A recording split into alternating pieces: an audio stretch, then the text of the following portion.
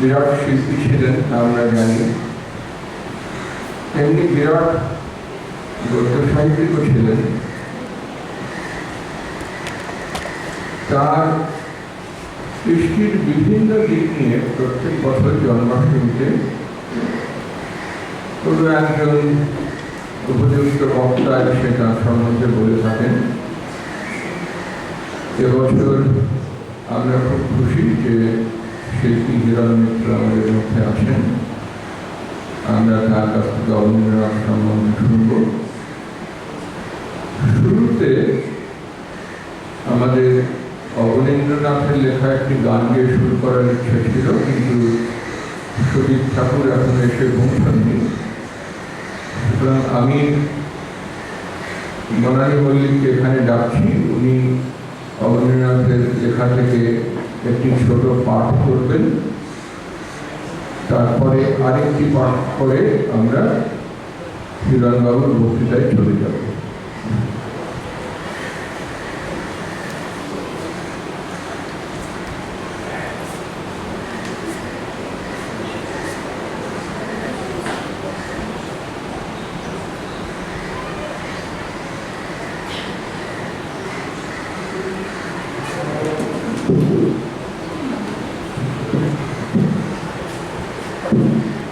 আপনাদের কাছে অনুরোধ, আপনারা যদি আপনাদের সেলফোনগুলোকে নিষ্ক্রিয় করে রাখেন।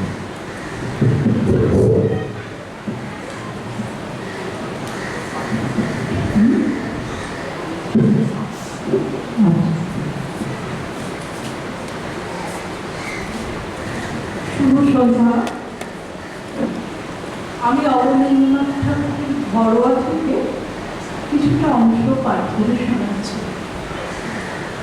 অবনীন্দ্রনাথ ঠাকুরের কাছে তার জীবনের বিচিত্র কাহিনী শুনে লিখিত রূপ দিয়েছিলেন শ্রীমতী রানীচন্দ্র। এই ঘরোয়া গ্রন্থটির ভূমিকা লিখে দিয়েছিলেন স্বয়ং রবীন্দ্রনাথ এবং প্রকাশক প্রবীন্দ্র সেন।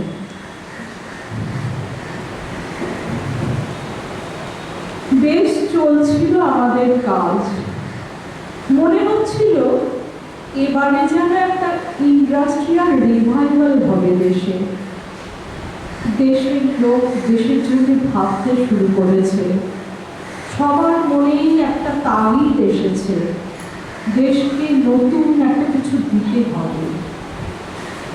এমন সময় সব মাটি হলো যখন একদল নেতা বললেন বিলেতি জিনিস বয়কট করো। দোকানে দোকানে তাদের চেলাদের দিয়ে ধর্ণা দেওয়ালেন, যেন কেউ না গিয়ে বিলেতি জিনিস কিনতে পারে। রবি কাকা বললেন, এ কি, যার ইচ্ছে হয় বিলেতি জিনিস ব্যবহার করবে, যার ইচ্ছে হয় করবে না। আমাদের কাজ ছিল লোকের মনে আস্তে আস্তে বিশ্বাস ঢুকিয়ে দেওয়া, জোর জবরদস্তি করা নয়। মারোয়ারি দোকানদার এসে হাতে পায়ে ধরে অনেক টাকা দিয়ে এবছরে বিলেতি মালগুলো কাটাবার ছাড় চাইল। নেতারা কিছুতেই মানলেন না।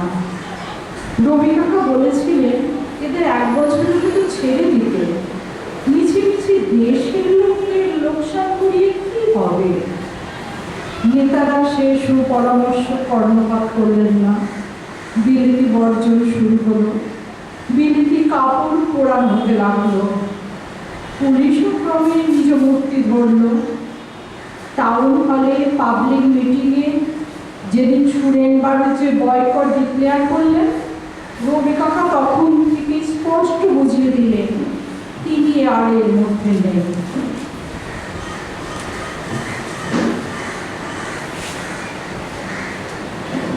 গেল আমাদের স্বদেশী যুগ ভেঙে, কিন্তু এই যে স্বদেশী যুগে ভাবতে শিখেছিল দেশের জন্য নিজস্ব কিছু দিতে হবে, সেই ভাবটি ফুটে বের হলো আমার ছবির জগতে। তখন বাজনা করি, ছবিও আঁকি।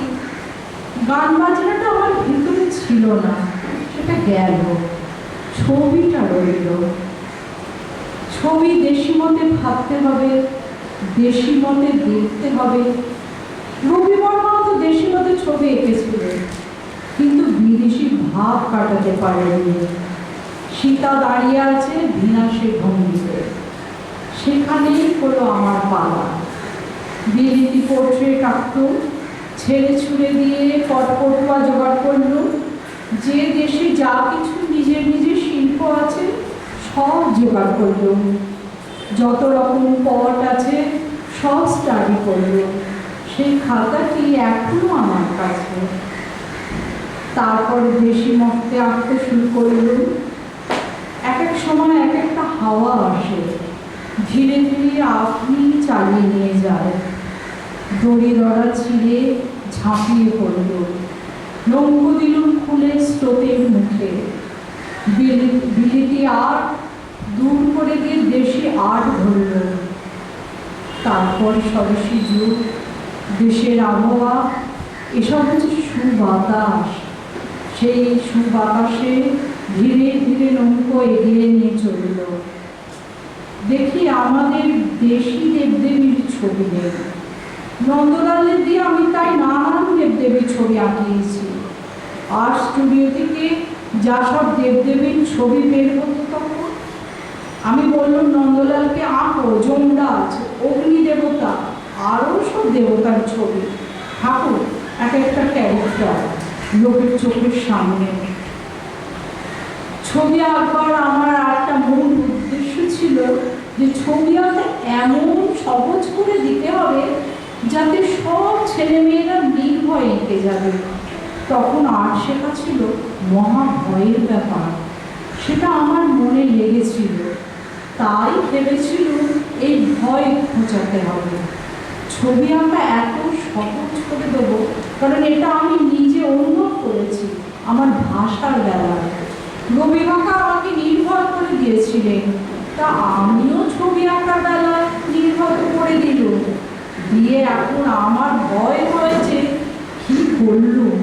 এখন যা সব নির্ভয়ে ছবি আঁকা শুরু করেছে, ছবি এঁকে আনছে এই যেন সে ব্রহ্মার মতো। কি যেন একটা গল্প আছে যে ব্রহ্মা একবার কোনো একটা রাক্ষস তৈরি করে নিজেই প্রাণ ভয়ে অস্থির, রাক্ষস তাকেই খেতে চায়। ভাবি আমার বেলায়ও তাই ভয়বাদ। আমার ছবির মূল কথা ছিল ওই আর্টকে নিজে করতে হবে। আর্টের তিনটে স্তর, তিনটি মহল আছে, একতলা, দোতলা, তেতলা। একতলার মহলে থেকে দাস দাসী, তারা সব জিনিস তৈরি করে, তারা সার্ভিস দেয়, ভালো রান্না করে দেয়, ভালো আসবাব তৈরি করে দেয়। তারা হচ্ছে স্টার মানে ক্রাফটসম্যান। তারা একতলা থেকে সব কিছু করে দেয়। দোতলা হচ্ছে বৈঠকখানা, সেখানে থাকে ঝাড় লণ্ঠন, ভালো পর্দা, কিংখাবের গদি, চারদিকে সব কিছু ভালো ভালো জিনিস যা তৈরি হয়ে আসে একতলা থেকে। দোতলার বৈঠকখানায় তা সাজানো হয়, সেখানে হয় রসের বিচার। সব বড় বড় রসিক পণ্ডিত আসেন, সেখানে সব নদীর নাচ, ওস্তাদের কালোয়াতি গান, রসের ছড়াছড়ি, শিল্প দেবতার সেই খাস দরবার। তেতলা হচ্ছে অন্তর্মহল মানে অন্তর্মহল। সেখানে শিল্পী বিভোর, সেখানে সে মা হয়ে শিল্পকে পালন করছে, সেখানে সে মুক্ত, ইচ্ছে মতো শিশু শিল্পকে সে আদর করছে, সাজাচ্ছে। গাছের শিকড় যেমন থাকে মাটির নিচে, আর ডালের ডগায় কচি পাতাটি যেমন হাত বাড়িয়ে থাকে আলো বাতাসের দিকে, তেতলা হচ্ছে তাই।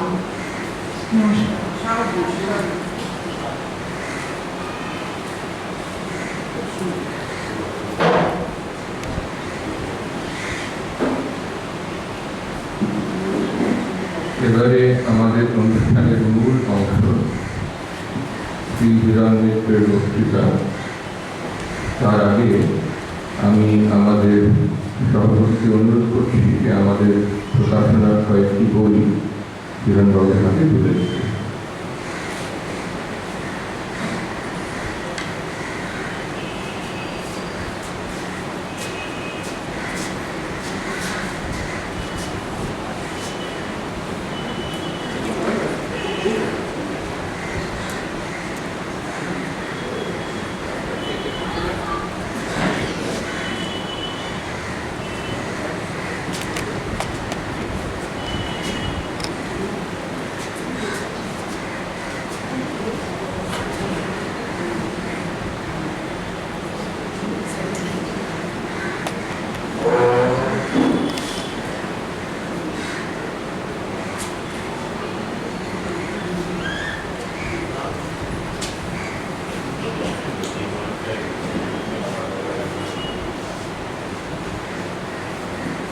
এবারে আমরা শ্রী হীরাম মিত্রের বক্তৃতা শুনব।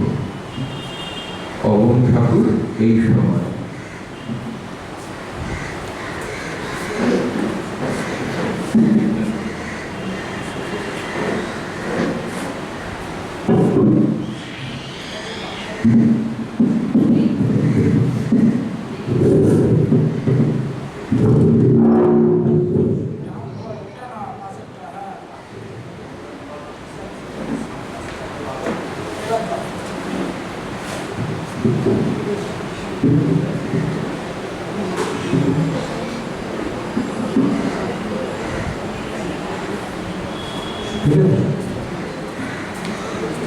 নমস্কার। প্রথমেই আমার এই সেক্রেটারিকে ধন্যবাদ জানাই যে একটি বক্তৃতা মালায় অংশ করার জন্য এবং আমাকে বিব্রত অবস্থা খারাপ করেছে। বিব্রত অবস্থা এই জন্যই যে আমি যে ধরনের শিল্প চর্চার মধ্যে যোগদান হয়ে থাকি প্রায় 60 বছর এবং আমাদের যে শিক্ষা প্রতিষ্ঠান আছে এখন সরকারি শিক্ষা প্রতিষ্ঠান, তার একটা সময় ভাইস প্রিন্সিপাল ছিলেন অবনাথ ঠাকুর। তাকে প্রায় বেশ কষ্ট করেই আনা হয়েছিল। হাবিব সাহেব এনেছিলেন ভাইস প্রিন্সিপাল করে এবং সামান্য একটা ঘটনার পরিপ্রেক্ষিতে ওই ছেড়ে চলে যায়। সেই ঘটনাটা একটু মজার। আপনারা সবাই নিশ্চয়ই সবাই জানেন বিষয়টা, কিন্তু মনে হয় না দুবার করে বলার দরকার। তো অবস্থাও যখন আসেন আমাদের এই সরকারি কলেজটি ব্রিটিশদের দ্বারা প্রতিষ্ঠিত 1864 সালে। অসুবিধা হচ্ছে শুনতে? কথাটা কি স্পষ্ট শোনা যাচ্ছে? একটু অস্পষ্ট শোনা যাচ্ছে। দেখো স্যার আপনি একবার বলে দেখুন। স্যার স্যার আপনি একবার বলে দেখুন। হ্যাঁ, আমি বলছি। শোনা যাচ্ছে? এবার শোনা যাচ্ছে। শোনা যাচ্ছে?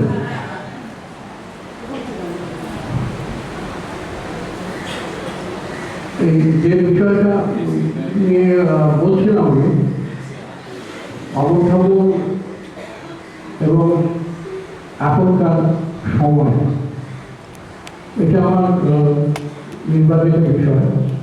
প্রাথমিকভাবে আমার মনে হয়েছিল যে কিছু ছবি দেখাবো, ছবি দেখে আলোচনা করবো। নানান কারণে নানান বিপর্যয়ের মধ্যে আমাকে যেতে হয়েছে। সম্প্রতিকালে আমার চোখে একটি অপারেশন হয়, সেটি এখন আমি খুব ভালো ঠিকঠাক করতে আসতে পারছি না। তো সেই সব কারণে আমি বিষয়টা থেকে পিছিয়ে আছি। আমার বছর আগে বোধ হয় একটি বই বেরোয়, তো অবঠাকুরের যে জন্মশতবার্ষিকী উদযাপন হচ্ছিল সব জায়গায়, সেই সময় আমি একটা লেখা লিখি। সেই লেখার অংশ বিশেষ আমি আজকে পড়ব। সেই লেখাটাকে ঘিরেই আমার আজকে বলা হবে। শুরুতেই বলেছিলাম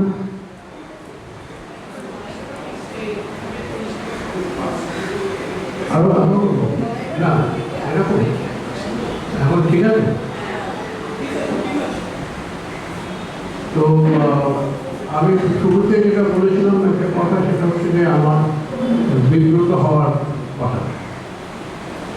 বিব্রত হওয়ার বহু কারণ আছে। কিছু কারণ একাডেমিক কারণ, কিছু কারণ শৈল্পিক কারণ, কিছু কারণ সামাজিক এবং রাজনৈতিক কারণ। মানে রাজনীতি মানে অমর ঠাকুর যে রাজনীতির কথা একটু আগে শুনলাম, বিরোধী রবীন্দ্রনাথের বিরোধিতা, সেটা একটা রাজনীতি।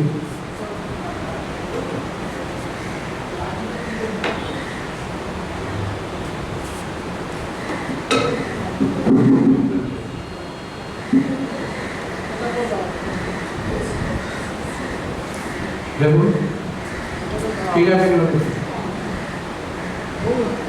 হ্যাঁ ঠিক আছে। এবং রাজনৈতিক পরিবেশ কলকাতার পশ্চিমবাংলার ভয়ঙ্কর, ভয়াবহ পরিস্থিতির মধ্যে আমরা পড়েছি, সেই নিয়ে আজকে কথা বলছিল। কারণ বাইরে গেলেই আপনারা তার তাপ অনুভব করতে পারবেন কি ভয়ঙ্কর অবস্থা, ভয়ঙ্কর শাসকের বাংলায় আমরা করেছি। সে বিষয়টা থাক, এই জায়গায় যে সমস্যাটা আজকের দিনে আমি এই বয়সে এসে অনুভব করছি, ব্যক্তিদের মধ্যে অনুভব করছি, শিল্প অভ্যাসের মধ্যে, চর্চার মধ্যে অনুভব করছি, সেটা খুবই ভয়ঙ্কর একটি পরিস্থিতি। ভয়ঙ্কর পরিস্থিতি এই জন্যে যে অমর ঠাকুর কতটা আজকে প্রাসঙ্গিক সেই জায়গা থেকে। একটি ঘটনা বলি, সেটা হচ্ছে রামের আর্ট কলেজ, সরকারি আর্ট কলেজ, যেখানে রমেশ ঠাকুর ভাইস প্রিন্সিপাল ছিলেন, সেই বিভাগে নজরুল বসু ছাত্র ছিলেন, অনেকে ছিলেন, অনেক ভান্ডারেরা ছিলেন ছাত্র হিসেবে। সেই বিভাগে সম্প্রতি একটি লেকচার সেশন হচ্ছিল, সেই সেখানে ছাত্র যারা ছিল তারা মাস্টার্স করছে কলেজের তাদের বিষয়ে। সেই এখানে আরেকটা কথা বলা দরকার, সেটা হচ্ছে যে অমর ঠাকুর এই কলেজে ভাইস প্রিন্সিপাল কিছু কাজ যখন ছিলেন, সেই সময় হারেন সাহেবের অনুরোধে সেই সময় কলেজের বিভাগ ছিল দুটি, একটি ছিল চারুকলা, একটি ছিল ভাস্কর্য। এই চারুকলা বিভাগের দুটি ভাগ অমর ঠাকুরের সময় থেকে প্রতিষ্ঠিত হয়। একটি ভাগ ভারতীয় চিত্রকলা, ভারতীয় চিত্রকলার ধরন, ধারণ, আঙ্গিক, দর্শন, এই নিয়ে পঠন পাঠন অভ্যাস শুরু হয়। দ্বিতীয়টি পাশ্চাত্য ধরনের যে ধরনের চর্চা আছে পঠন পাঠন। আরেকটা জিনিস বলে রাখা দরকার, এই পঠন পাঠনের কথাটা আমি বলছি অভ্যাসে বলছি, পদ অভ্যাসে বলছি। আমাদের কলেজ কোনোদিনই পঠন পাঠনকে বিশ্বাস করে। আমাদের মাস্টারমশাইরা আমরা বই নিয়ে ঘুরলে, পড়াশোনা করলে রেগে যেতেন, বিরক্ত হতেন, ছবিটা আঁকতে এসছো, কোন পড়াশোনার দরকার ছিল, বই নিয়ে করতে পারো, তুমি কি আঁকের হবে, ইন্টেলেকচুয়াল হবে, এইগুলো সব ভ্রান্ত ধারণা শিল্পীদের মধ্যেও ছিল, আমাদের মাস্টারমশাইদের মধ্যে প্রচণ্ড ভ্রান্ত ধারণা ছিল, অশিক্ষা ছিল। আমি প্রতিষ্ঠিতভাবে অশিক্ষার কথাটা বলছি, অশিক্ষা ছিল। এবং শিল্প চর্চার যে ইন্টেলেকচুয়াল এবং একটা বৌদ্ধিক জগৎ আছে, এইটা এরা বুঝতে পারেনি। অন্তত এখন কন্টেম্পোরারি ভারতের আমাদের যে কলকাতা শহরের শিল্পী, তারাও বোঝেন না, তারা এটাকে খুব বিতর্কভাবে দেখেন এবং আমাদের মাস্টারমশাইরাও বুঝতেন না। অর্থাৎ শিল্প সৃষ্টিটা শুধুমাত্র আবেগ দিয়ে হয়নি। অমর ঠাকুরের বাগেশ্বরের প্রবন্ধগুলি পড়ানো হয় না আর্ট কলেজে, আশ্চর্য ব্যাপার। এবং বাগেশ্বরের প্রবন্ধগুলি নিয়ে কথা বলতে গেলে বলে যে একটু অনুবাদ করে দেবে বাগেশ্বরীকে, একটু বুঝিয়ে দেবে বাগেশ্বরী কি। তো আশ্চর্য ব্যাপার যে বাগেশ্বরী প্রবন্ধগুলি উনি যখন সেই বক্তৃতা মহারাজ দিয়েছিলেন, সে সময় যে তার গ্রহণ করেছিল শ্রোতারা তা নয়, কিন্তু তার যে বিষয়ের গভীরে যাওয়া এবং এর যে বৌদ্ধিক জায়গাটা, সেইটা কী করে অবজ্ঞাত রয়ে গেল শিল্পীদের মধ্যে। এবং বাঙালি সমাজ তো তার বুদ্ধি চর্চা করেছে, কাব্য চর্চা করেছে, সাহিত্য চর্চা করেছে, সঙ্গীত চর্চা করেছে, এত অসাধারণ সব গল্প উপন্যাসিক বাংলায় বলেছে। সেগুলো তো পড়ার বিষয় না, তো পড়ে না। যার পড়ার সে পড়বে, যে বাংলা বিভাগে আছে তার কাজ সে পড়বে, আমরা কেন পড়তে যাব? এই যে পারিপার্শ্ব সম্বন্ধে আগ্রহ থাকতে হবে, সচেতন হতে হবে, সময়টাকে বুঝতে হবে, আমার পরিবেশ, সমাজ, বাইরের মানুষগুলোকে বুঝতে হবে। এইটা একটা অদ্ভুত, এই আজকালের একটা বিচ্ছিন্ন এলিটিস্ট শিল্পী তৈরি করেছে। এটাকে প্রকাশের হাউস বলা যায়। বিচ্ছিন্ন একটা এলিটিস্ট শিল্পী তৈরি করেছে, যারা মনে করে যে আমরা একটা বিশেষ ক্ষমতা নিয়ে জন্মেছি এবং সেই ক্ষমতার চর্চা আমরা প্রয়োগ করে যাব সারা জীবন। তারপরে আমাদের অর্থ, আমাদের প্রতিষ্ঠা, আমাদের সামাজিক মান সম্মান আমাদের অন্য জায়গায় নিয়ে যাবে। এটা যে একটা সম্পূর্ণ ভ্রান্ত ইউরোপিয়ান মডেল, এটা আমি এখনো বোঝাতে পারি না। যে এই মডেলটা কোনোদিনই ছিল না। এই মডেলটা কোথাও কোনো অবস্থায় একটা ক্যাপিটালিস্ট সোসাইটি, ধনতান্ত্রিক দেশে কিছু কিছু তার সফলতা আছে এক ধরনের, কিন্তু সেটা কখনো আদর্শ হতে পারে না। এই আদর্শকে অনুসরণ করার মতো বোকামো নেই। আর শিল্পীরা যদি তার বৌদ্ধিক চর্চা না করে, বিভিন্ন ধরনের তত্ত্ব বিভিন্ন জিনিস নিয়ে চর্চা না করে, তাকে সে কী করে বুঝবে? তার গ্রহণযোগ্যতা বাড়বে কী করে? তার গ্রহণযোগ্যতা সম্পূর্ণ আবেগের উপর নির্ভর করে। এক শিল্পী একটা ন্যাশনাল সেমিনারে বলছে, কলকাতার এক শিল্পী বলছে যে আমার ছাত্রদের আমি বলি বই পড়ো না, বই তো 3-4 দিনে বইটা শেষ হয়ে যাবে, তুমি জীবন পড়ো। জীবন কি আকাশ থেকে পড়ে? বই পুতুল নাচের কথা কি আকাশ থেকে পড়েছে? পিতাশক্তি রবীন্দ্রনাথ কি আকাশ থেকে পড়েছে? আরণ্য কি আকাশ থেকে পড়েছে? এবং সেই বই কি বারবার পড়তে হয় গেল? তো এই যে শিল্পীদের একটা একবক্তা অশিক্ষিত মনোভাব, এইটার সাথে আমি মেলাতে পারি না নিজেকে। তো সেই জায়গা থেকে আমি বিব্রত বোধ করি অমর ঠাকুর নিয়ে কথা বলতে। অমর ঠাকুরকে জায়গা থেকে আমার যা অমর ঠাকুর চর্চা, সেটা নিয়ে বলতেও আমার খুব লজ্জা বোধ হয়। কারণ আমি যেভাবে, যে পরিবেশে, যে অবস্থায়, যে আর্থিক সমস্যার মধ্যে দিয়ে, অনিশ্চয়তার মধ্যে দিয়ে চলেছি, ঠিক তার বিপরীতে অমর ঠাকুর ছিলেন চিরকাল। আমাদের আর্থিক অনিশ্চয়তা, রাজনৈতিক অনিশ্চয়তা, সামাজিক শৈল্পিক অনিশ্চয়তা, সেই ধরনের জায়গা থেকে অমর ঠাকুর তার শিল্প চর্চাকে দেখার সুযোগ বা পরিবেশ ছিল না। অমর ঠাকুরের শিল্পের আমি বিরোধী নই। আমি এখনো পর্যন্ত কয়েকজন শিল্পীর কাজ সকালে একবার করে দেখে নিজেকে উদ্বুদ্ধ করি, যেটা আমার শিল্পের সাথে তার কোনো সম্পর্ক নেই, আমার চর্চার সাথে সম্পর্ক নেই, কিন্তু আমি তাদের কাজের যে ছন্দবোধ, যে 4জন শিল্পীকে আমি 5জন শিল্পী বলা যেতে পারে, রবীন্দ্রনাথ আছেন, রামকিঙ্কর বেদ আছেন, বিনোদ বিহারী আছেন, অমর ঠাকুর আছেন এবং নন্দলাল বসু আছেন। এদের কাজের মধ্যে যে ছন্দবোধটা এবং অন্তর্নিহিত ছন্দবোধ, সেইটা অবিশ্বাস্য রকমের উচ্চতা পৌঁছেছিল। সেটা হচ্ছে তার মূল প্রাণভূমরা বলা যেতে পারে।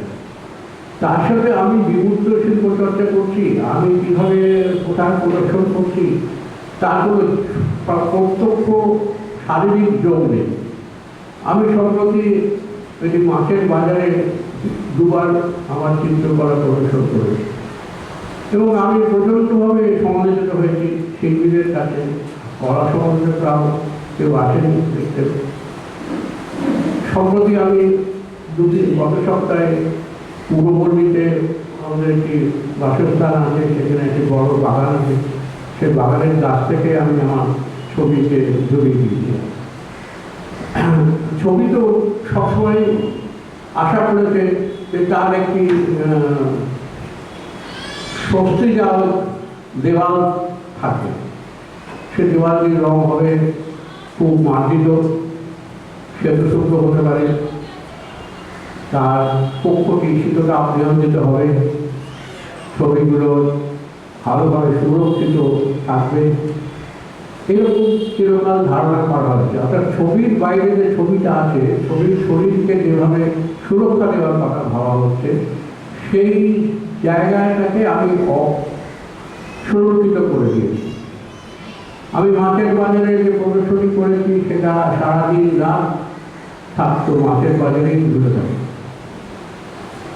কখনো তাকে সরিয়ে নেওয়ার কথা ভাবিনি। এবং আমাকে একজন বয়স্ক মহিলা এসে কান্নাকাটি করে, খুবই কাঁদে এবং আমাকে অভিযোগ করে যে আপনি শিল্পের একটা বিপর্যয় দেখে এনেছেন। তার পুত্র কলাভবনের ছাত্র ছিল এবং অনেক আশা নিয়ে সে কলাভবনে গেছে। স্বাভাবিকভাবে কলাভবনের ঐতিহ্য আছে, 100 বর্ষ পার করেছে কলাভবন।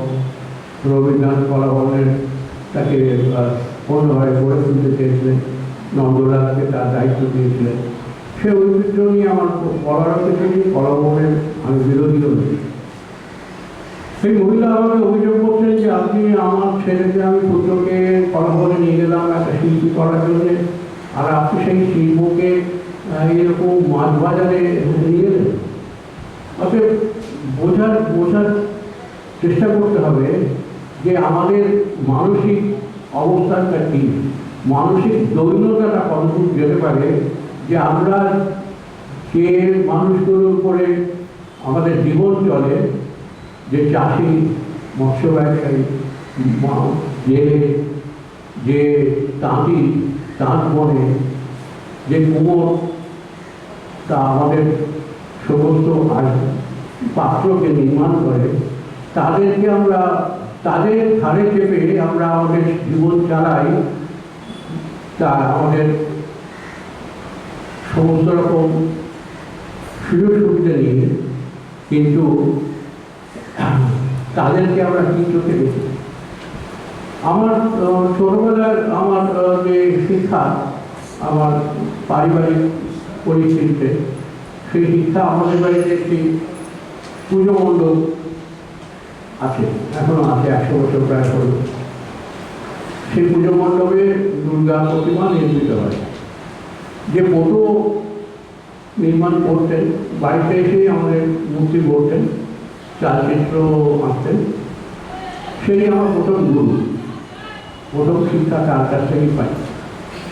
সে আমাকে তার সাহায্যকারী করে নিয়েছিল এই জন্য ছোট বয়স থেকে, কারণ ছোটো বাচ্চারা তাদের হাত খুব ভালো ধরে অবঠাকুর করতেন যে 10 বছরের উপরে মেয়েরা ভালো আলপনা দিতে পারবে না, কারণ তাদের কবজি সেভাবে ধরে না।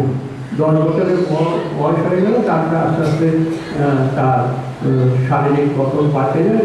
ওই রকম ছোটো বয়সের কবজির মতো সুন্দর কার লাইন আর কি হয় না।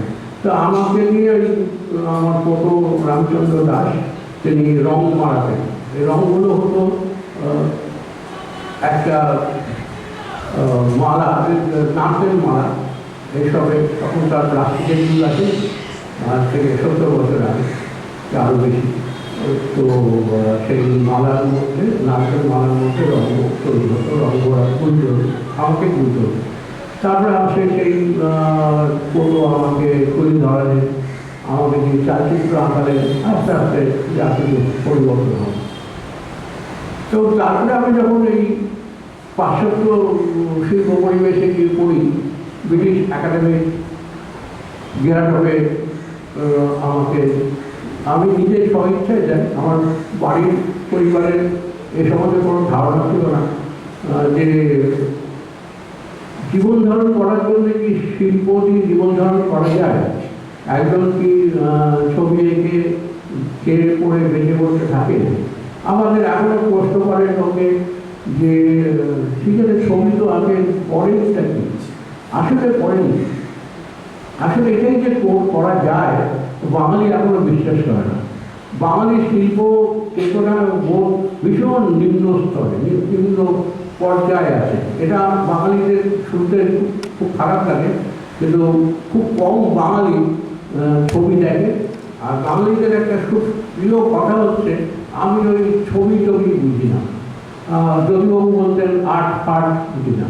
তা আমরা বলতাম আর্টটা বোঝেন না, সেটা ঠিক আছে, কিন্তু ফার্টটা কী সেটা একটু ব্যাখ্যা করে বলবেন। রাজনীতির লোকেরা তো কথা বলেন না, আর জ্যোতিবাবু তো আর্ধেক কথা বলতেন, সমস্ত কথার আর্ধেকটা বলতেন, আর্ধেকটা বলতেন না, আর্ধেকটা বুঝে নিতে হবে যে আচ্ছা এটা খুব ভালো আছে। তো এইটা হচ্ছে আমাদের সামাজিক এবং রাজনৈতিক এবং অর্থনৈতিক পরিবেশ। সেখানে আমাদের বাড়ির লোক, আমি ছবি আনবো, আজকালের যেমন একটা বস্তু আছে, তাকে খায় না মাথায়, কেউ জানে না, ইঞ্জিনিয়ারিং কলেজ জানে, ডাক্তারি জানে, অন্যান্য জানে, উকিল জানে, কিন্তু ছবি আঁকবে বা কেন এটা হয়নি।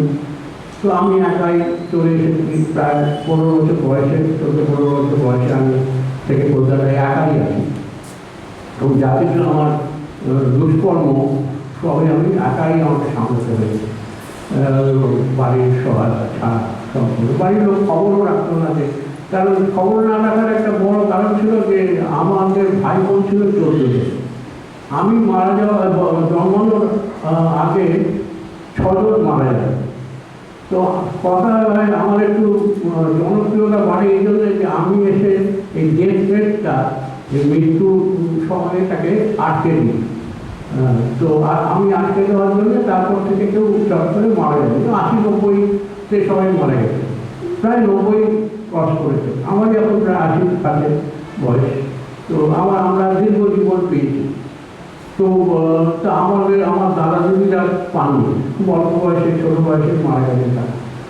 তো আমি এই 14 জন ভাই বোনের এক শেষতম ছিল বলে আমি প্রায় বাতিল হয়ে যাই আর কি।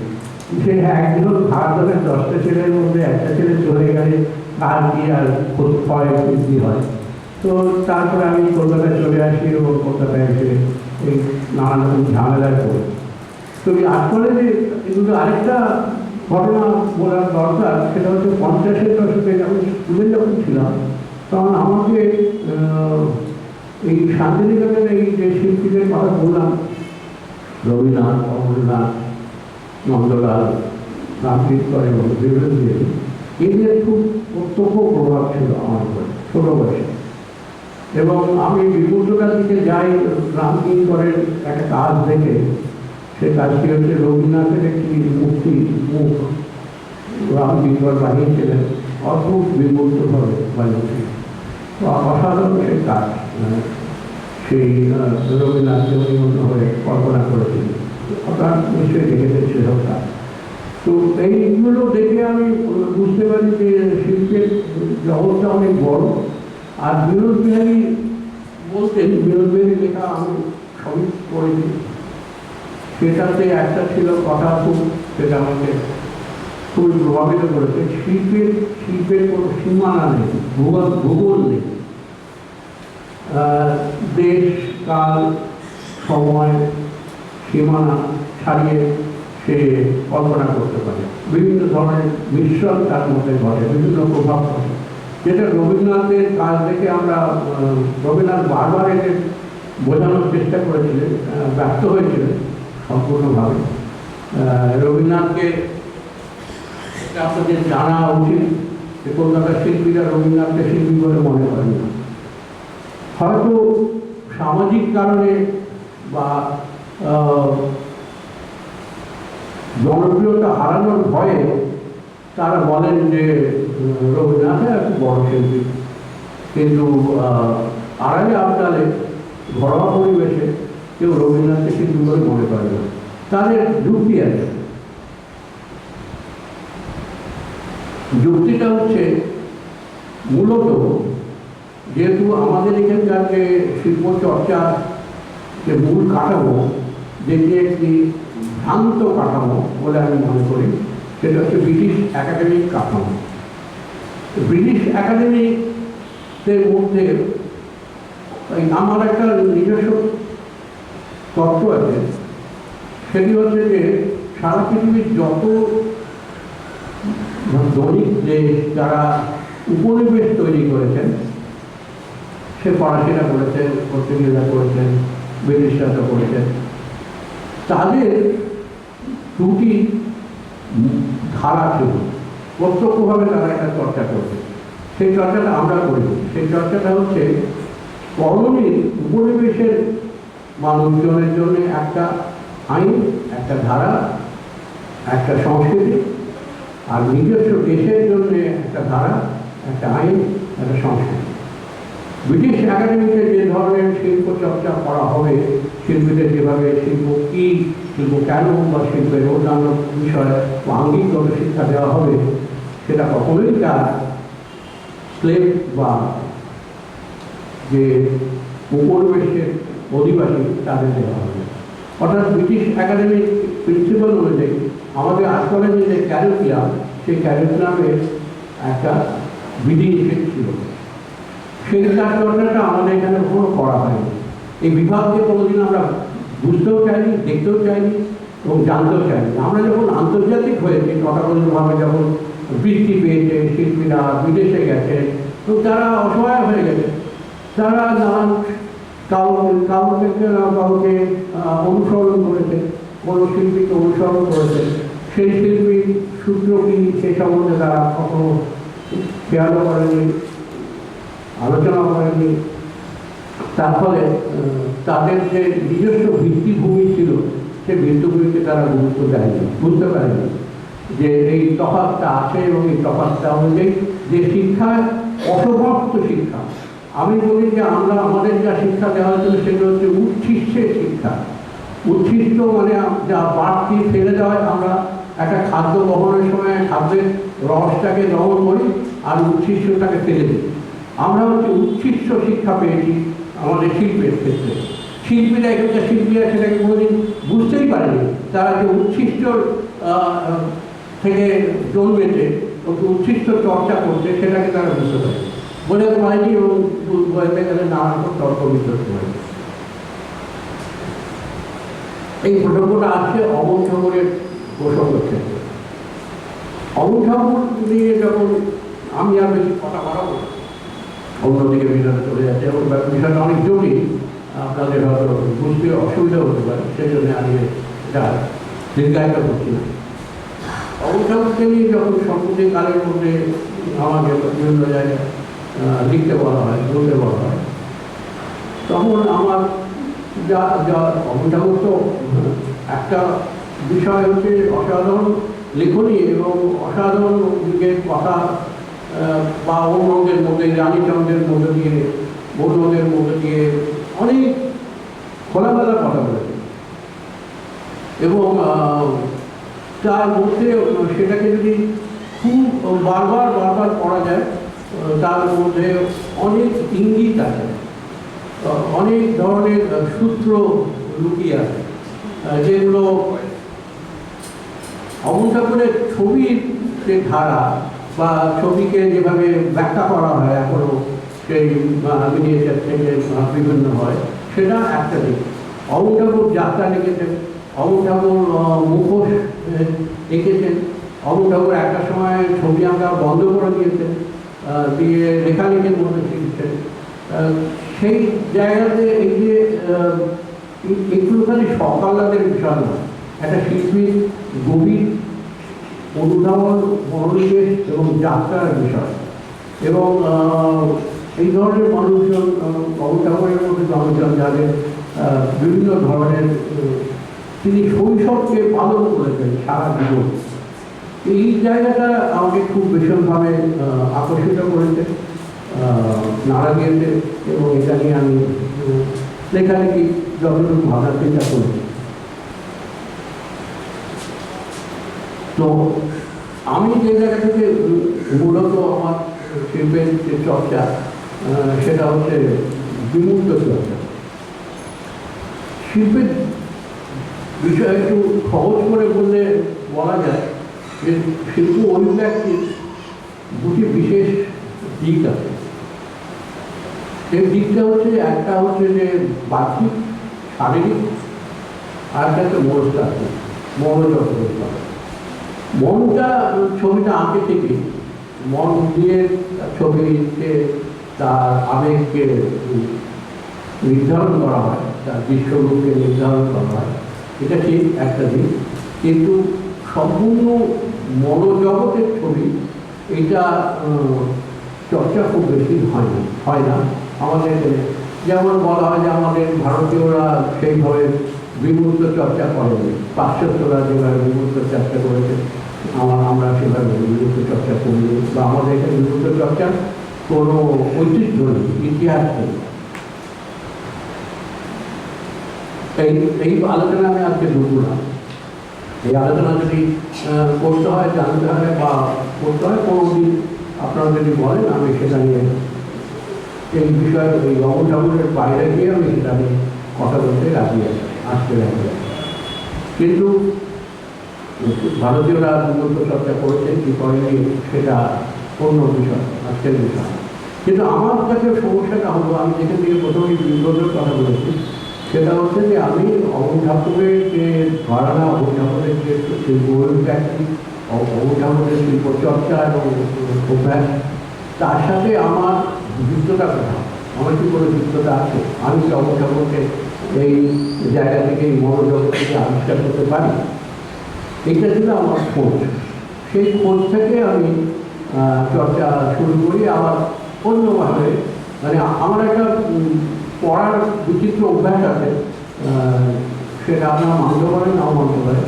আমি একটা বিষয় নিয়ে পড়ছি, নানান অবস্থান থেকে পড়তে চাই। যেমন লেখক হিসেবে পড়তে চাই, পাঠক হিসেবে পড়তে চাই, চরিত্র হিসেবে পড়তে চাই, সেরকমভাবে। তো অমর ঠাকুর আমি যখন পড়েছি একরকমভাবে, পরবর্তীকালে আমি আমার চর্চার অভ্যেসের জগৎ থেকে আমি অমর ঠাকুরকে বুঝতে গিয়ে আমি একটা জিনিস বুঝলাম, এটা কোনো আবিষ্কার নয়, এটা সাধারণ একটা বোঝা। সেটি হচ্ছে অমর ঠাকুরের মধ্যে বিমূর্ততার চর্চা কীভাবে ছিল। সম্পূর্ণ বিমূর্ততার জায়গা থেকে অমর ঠাকুর তার লেখার মধ্যে কীভাবে রেখে গেছে সেই চর্চাকে, মানে একেবারে প্রতিষ্ঠিত করে গেছে।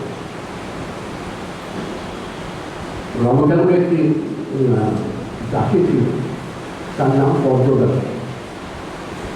এই পদ্মদাসীর কথা অমর ঠাকুর আপন কথাতে উনি বলেছেন। অমর ঠাকুর অনেকগুলো নানান জায়গায় প্রচুর লেখা আছে, এর মধ্যে আপন সকল পাত্র বা জোড়াসাগর ধারে বা দক্ষিণে বারান্দা, বগলা বঙ্গোপসাগর, এই সবটাই আমরা ওনার একটা চিত্র দেখতে পাই, বুঝতে পারি। পদ্মদাসীর ক্ষেত্রে যেটা আমার অনুধাবন, সেটা হচ্ছে পদ্মদাসী শারীরিকভাবে তার ত্বকের রং ছিল ঘন কালো, অসম্ভব কালো ছিল। এতটা কালো যে তখনকার আমাদের বিদ্যুৎ ছিল না, যে সময়কার কথা বলতেন, ওনার ছোটোবেলার কথা বলতেন। ওনার জন্ম 1871 সালে জন্ম করেছিল, 12টা দিকে 11 দিন। তো সেই সময় 19th সেঞ্চুরির শেষে, সেই সময় উনি তোমার তখন 3-4 বছর বয়স এরকম ছিল। পদ্মদাসী মশারির মধ্যে, সে মশারির রং ছিল সবুজ, সবুজ মশারির মধ্যে বালিশগুলো ওনার কাছে পাহাড় পর্বতের মতো মনে হতো। আচ্ছা, এই যে মনে হওয়াটা উনি লিখছেন যখন, যে সবুজ মশারির মধ্যে বালিশগুলো পাহাড় পর্বতের মতো, অত বড় একটা বিছানা, সেই বিছানাটা একটা প্রান্তরের মতো মনে হচ্ছে, এইটা লিখছেন কিন্তু ওনার শেষ জীবনে, বৃদ্ধ বয়সে। অর্থাৎ বৃদ্ধ বয়সে এসে উনি ওনার শৈশবকে দেখছেন, রিকনস্ট্রাক্ট করছেন, উনি পুনর্নির্মাণ করছেন। এবং উনি সেই বয়সের দেখা, মানে ওনার সেই শৈশবে ফিরে গিয়ে বৃদ্ধ বয়সের অভিজ্ঞতা, তার এত জ্ঞান, তার শিল্প সম্বন্ধে এরকম একটা স্বচ্ছতা ধারণা, সেইটা দিয়ে উনি যাচাই করছেন, এটাকে দিয়ে উনি পুনরাবিষ্কার করছেন শৈশবকে। এটা কিন্তু একটা খুব গুরুত্বপূর্ণ জায়গা, যে শৈশব আবিষ্কৃত হচ্ছে শৈশবের নয়, শৈশবের কথা বলা হচ্ছে শেষ বয়সে, বৃদ্ধ বয়সে। সেই সময় উনি বলছেন যে এরকম পদ্মদাসী অন্ধকারের মধ্যে, তাকে বোঝা যায় সে আছে। কী করে বোঝা যায়? তাকে দেখা যাচ্ছে না, অন্ধকার, কালো অন্ধকারে পদ্মদাসী কালোভাবে মিশে আছে, দেখা যাচ্ছে। দেখা যাচ্ছে, পুরো বোঝা যায় কীভাবে?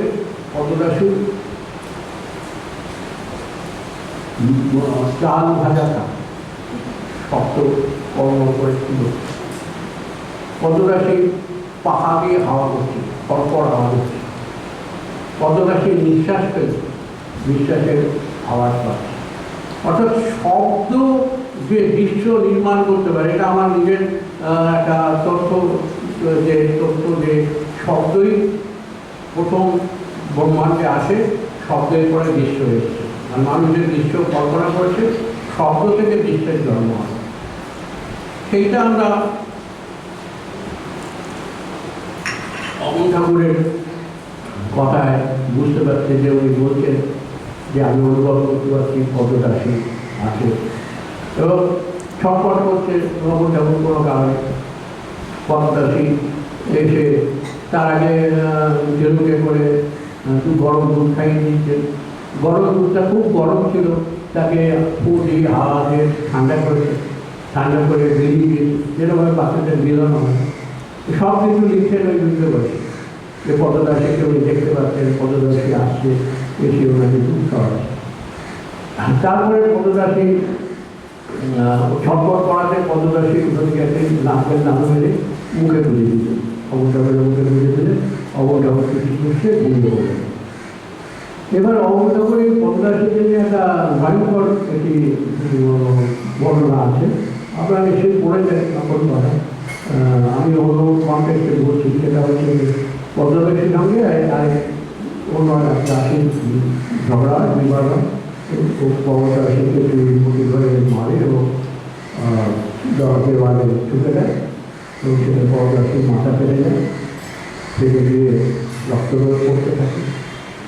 অবনবাবু লিখছেন কালো পদ্মরাশি, কালো শরীর দিয়ে লাল রক্ত গড়িয়ে পড়ছে। অবনবাবুর একটা বিষয় ছিল যে উনি তো ছবি লিখতেন, নিজে বলতেন ছবি লিখি, রং এবং বিভিন্ন রকমের বর্ণনার মধ্যে দিয়ে উনি ছবি তৈরি করতেন। সেই একটা জায়গায় একটা বর্ণনা আছে, কালো আকাশে মেঘ করেছে,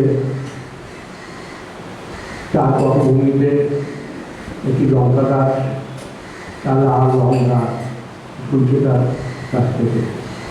এই যে আমি এখন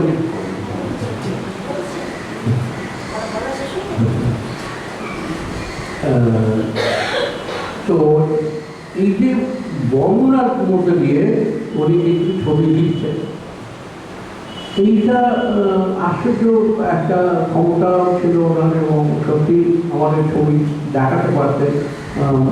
দৃশ্যগতভাবে দৃশ্য অভিজ্ঞতার বাইরে গিয়ে ভাষার মধ্যে দিয়ে দৃশ্যকে দৃশ্য করে তোলা একটা আশ্চর্য ক্ষমতা ছিল অবদান। সেটা আমরা ওনার অজস্র বইয়ের মধ্যে, সে তীরের পুতুল, রাজকাহিনী, সব কিছুর মধ্যে আমরা পেয়েছি। অসাধারণ তার বর্ণনা, অসাধারণ তার মানে বিভিন্ন রকম শব্দের খেলা, মানে মিউজিক্যাল, সঙ্গীতময়, মানে ভাষাকে এত এরকম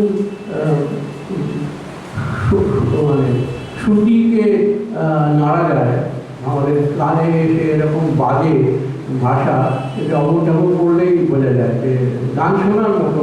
অবনঠাকুর পড়তে পড়তে যেন গান শুনছি আমরা নানা। তো উনি ওনার ক্ষোভ ছিল যে ওনার গান বাজনা হয়নি, যদিও গান বাজনার বাড়ি, বিশেষভাবে গান বাজনা ওনার দ্বারা হয়নি।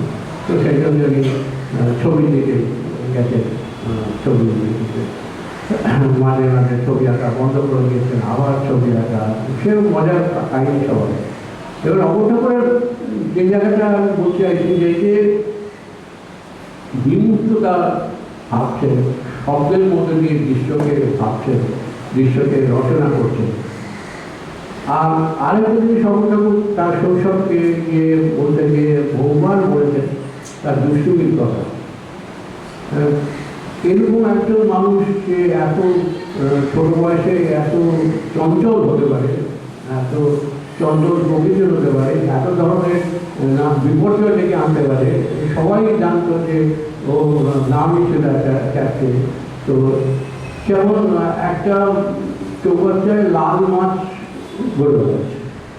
উনি দেখলেন লাল মাছ সাদা জলে কেন থাকে, লাল জলে থাকে, তো রং ঢেলে ঢেলে লাল জলে লাল মাছ থেকে খুব মাছগুলো সব মারা যায়। তো সবাই জানতো চাল অমরের চাল।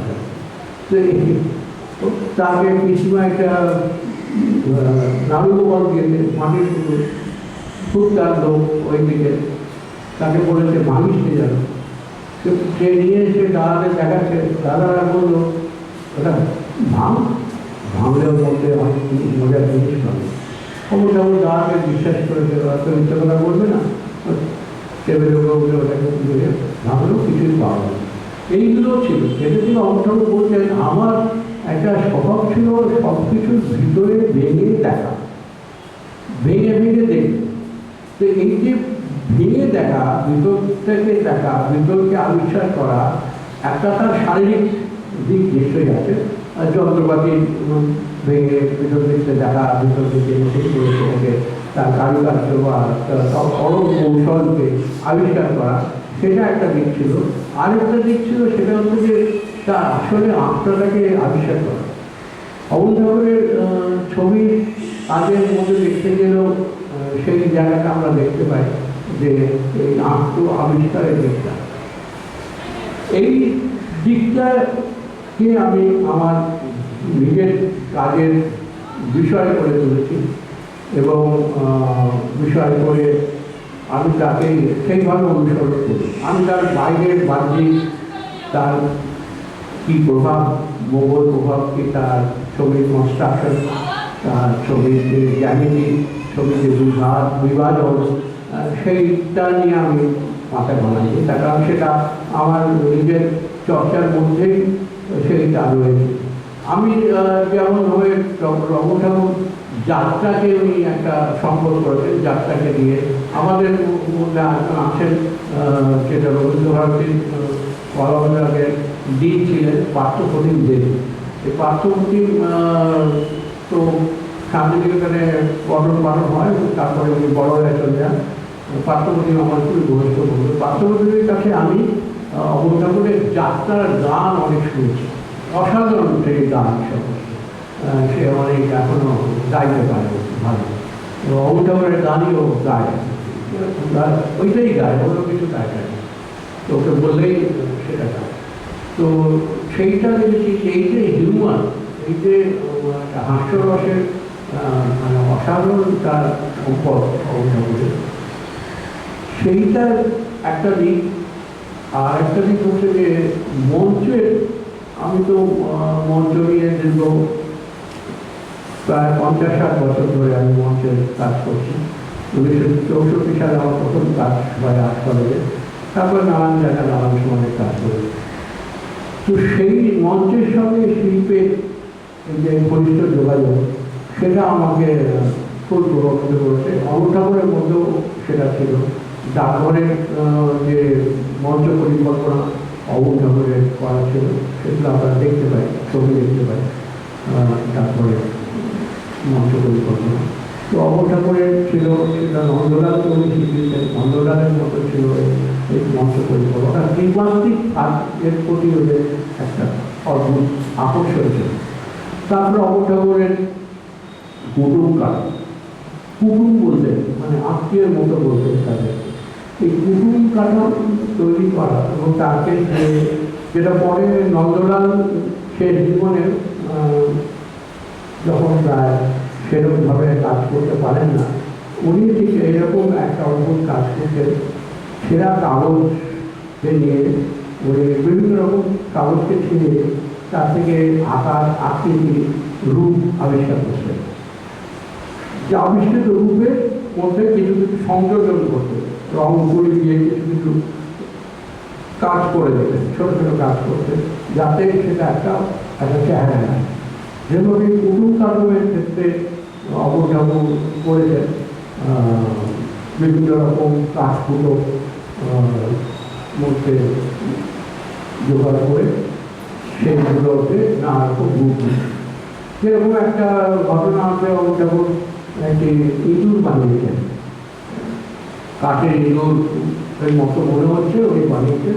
তো বানানোর পরে ওনার হঠাৎ মনে হলো যে এই ইঁদুরটা তো ল্যাজ নেই, তারা থেকে তার জোগাড় করে এই ল্যাজটা লাগানোর চেষ্টা করছে। লাগানোর চেষ্টার সঙ্গে সঙ্গে ইঁদুরটা পালিয়ে গেল। তো পালিয়ে যে গেল সে আর ইঁদুরকে খুঁজে পাওয়া গেল। তো ওনার ধারণা ওই ঝোপঝাড়ে বাগানের মধ্যে ইঁদুরটা কোথাও লুকিয়ে আছে। সবাই মিলে নাতি নাতি সবাই মিলে সেই ইঁদুর খোঁজা শুরু হলো। ইঁদুরকে আর পাওয়া গেল, ইঁদুর কোথায় পালিয়ে। এগুলো কিন্তু ওনার কল্পনা। উনি যেভাবে সেই কাঠবিড়ালির বিয়ে কল্পনা করছে, বিয়ে হচ্ছে কোন নগরের বাড়িতে, যেভাবে গঙ্গার ধারে নানান ঘটনার কথা উনি বলছে, এইগুলো কিন্তু এই কল্পনার জগৎটা, এগুলো কিন্তু শারীরিকভাবে দৃশ্য জগৎ নয়। এইটা আমরা বুঝে উঠতে পারি। বাবু ঠাকুরের এই জগৎটা, এই কল্পনার জগৎটাই কিন্তু আমাদের এখনো পর্যন্ত সমসাময়িক এবং ভীষণভাবে পরিচালিত। সেই জায়গায় অবু ঠাকুরের আরেকটা খুব বড় কাজ যেটা দেবদত্ত গুপ্ত হরিণ বন্দ্যোপাধ্যায় করেছে, সেটা হচ্ছে ক্ষুদ্র যাত্রাকে রূপ দেওয়া। এই ক্ষুদ্র যাত্রার কথা আমি প্রথম শুনি শঙ্কর ঘোষের কাছে, দীর্ঘদিন না শঙ্করা বলেন, শঙ্করার সামনে আমাদের শঙ্করা বলেন এরকম একটি জিনিস আছে যেটা প্রকাশিত হওয়া হয়, ফ্যাক্সিমিলি হলে খুব ভালো। তারপরে বহু বছর কেটে গেছে এবং শেষ পর্যন্ত ক্ষুদ্র যাত্রা আপনারা দেখেছেন নিশ্চয়ই। ক্ষুদ্র যাত্রা, ক্ষুদ্র যাত্রার আসল বৈশিষ্ট্য অন্য আছে। এটা হচ্ছে 30 দশকের শেষের দিকে ক্ষুদ্র যাত্রা করছেন, দীর্ঘদিন ধরে উনি ক্ষুদ্র যাত্রায় লিখছেন। আর ক্ষুদ্র যাত্রার ছবিগুলো উনি আঁকছেন না, উনি কোলাজ করছেন। সেই সময় 30 দশকে এইরকম ভাবনা অবিশ্বাস্য ছিল, যেটাকে আমরা এখন উত্তরাধুনিক বলে মনে করি, উত্তরাধুনিক ভাবনা বলে মনে করি। যে তেলের বিজ্ঞাপনে, চুলের বিজ্ঞাপনে সীতা, ভরতের খড়ম এর গল্পের সঙ্গে তার রাজুর জুতো, বা আমরা আমাদের যুদ্ধের সময় দ্বিতীয় মহাযুদ্ধের প্যারেডের ছবি, বা পুষ্পক রথের জায়গায় উড়োজাহাজের ছবি, এই সমস্ত কিন্তু ক্ষুদ্র যাত্রা আপনারা নিশ্চয়ই দেখেছেন, বা না দেখে থাকেন দেখার চেষ্টা করবেন। এটি প্রদীক্ষণের থেকে বেরিয়েছিল, এখন আর পাওয়া যাচ্ছে জানি না। দুদিন ভলিউম আছে, একটা হচ্ছে ফ্যাক্সিমিলি ভলিউম, আর একটা হচ্ছে তাকে ট্রান্সলেট করে আসা। কারণ ক্ষুদ্রটা যেভাবে অবু ঠাকুর ক্যালিগ্রাফিতে লিখেছিলেন, সবাই পাঠ করতে পারে না, পাঠ করা খুব কঠিন, সময় সাপেক্ষ। কিন্তু সেইটাকে দীর্ঘদিন ধরে 2-3 বছর ধরে সবুজ বন্দ্যোপাধ্যায় যৌথ কাজ হিসেবে ওনার সাথে বুদ্ধকে নিয়ে।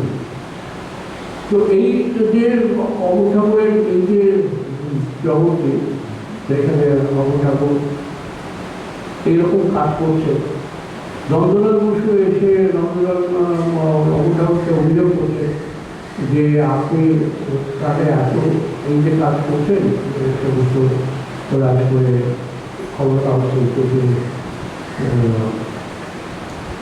আমাকে শিক্ষায়িত করছেন, তাহলে আমাদের এত শেখালেন। এইটার উত্তর অবু ঠাকুর দেখেন। অবু ঠাকুর দিলেও নন্দলালের পক্ষে 30 দশকে বোঝাতে করেছে, কারণ উত্তরাধুনিক সময় তখন আসে। কোনো জিনিসকে বুঝতে গেলে তার সময় লাগে। যেমন রবীন্দ্রনাথের নিজস্ব চেষ্টায় বাউহাউস এর কাজ কলকাতায় এসেছিল।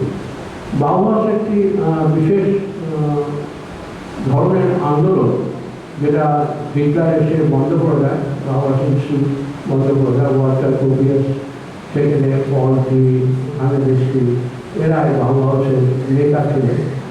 এবং বাউহাউস একটা হোলিস্টিক আর্ট প্র্যাকটিস সোসাইটিতে এটাকে নিয়ে এসেছিল। বাউহাউস প্রতিষ্ঠা করেছিল, বাউহাউসের আদর্শের মধ্যে ভাবনা। বাউহাউসের এখন 100 বছর পার হয়ে গেছে, এটা একটা পরিষ্কারই নয়। তো রবীন্দ্রনাথ যখন বাউহাউসের কাজগুলো, পলটি বা অন্যান্য কাজ কলকাতা নিয়ে এলেন প্রদর্শন করার জন্য, কলকাতার শিল্পীদের উপরে কোনো প্রভাব ফেলেনি। কারণ সেই প্রভাবিত হওয়ার মতো আধার পাত্রটা নির্মিত ছিল না, এখনও নির্মিত না, তখনও ছিল না, 100 বছর আগেও ছিল না। অর্থাৎ কোনো জিনিসকে গ্রহণ করতে গেলে তার একটা প্রস্তুতি লাগে, তার একটা পাত্র নির্মাণ করতে হয়। অউটাউনকে গ্রহণ করার মতো পাত্র আমরা নির্মাণ করতে এখনো পারি। এটা আমাদের দুর্ভাগ্য এবং আমাদের অকর্মণ্যতা, অশিক্ষা বলে।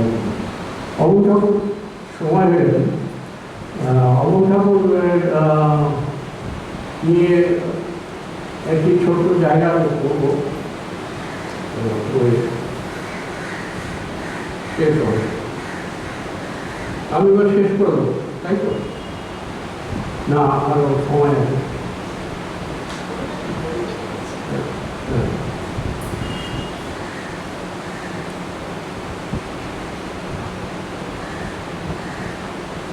এবং দু একটা জিনিস আমি এখানে বলছি।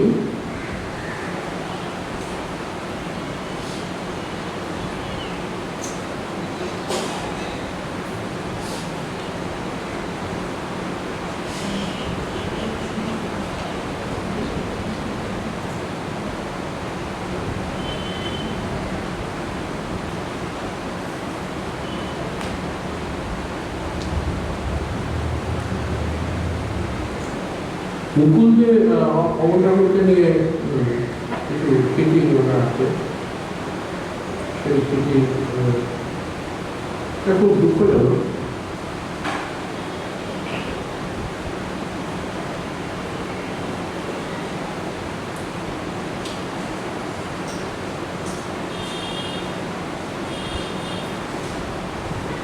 এটা হচ্ছে একটা সময় অমর ঠাকুরের খুবই আর্থিক অবস্থা অনটন চলে, তখন উনি ওনার কাজ 20 টাকা 25 টাকায় বিক্রি করে দিচ্ছে।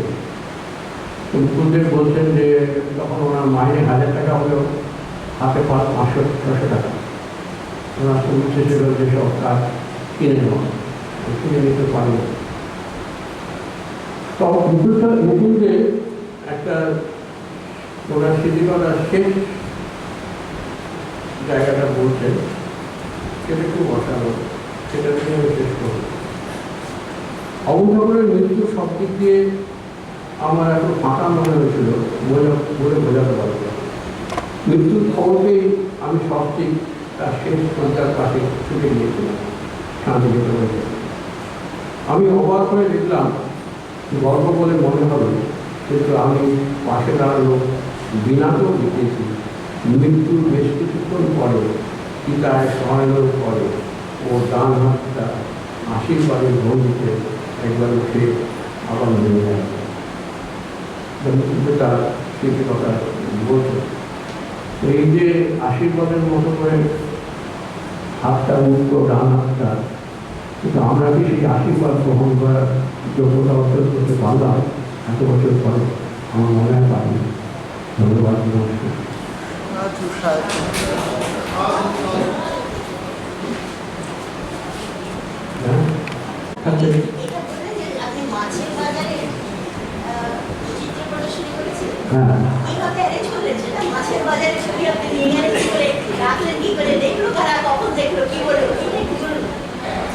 এটা খুবই আকর্ষণীয় বিষয়।